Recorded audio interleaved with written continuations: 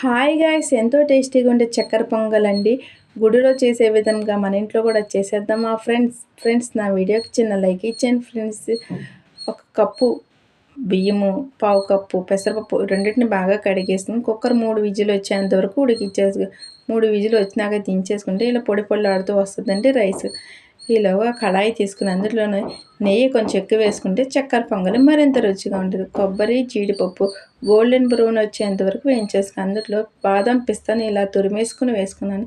అవి కూడా వేయించేసుకుని పక్కన పెట్టేసుకుని ఇందాక రైస్లోని డ్రై ఫ్రూట్స్ని కూడా వేసి ఒక కప్పు బెల్లము, ఒక కప్పు షుగరు, ఇలాచీ పౌడరు, చిటికెడు సాల్ట్ కూడా వేసుకుంటే రుచి బాగుంటుందండి. రుచి వస్తూ ఉంటుంది సాల్ట్ వేసుకుంటే.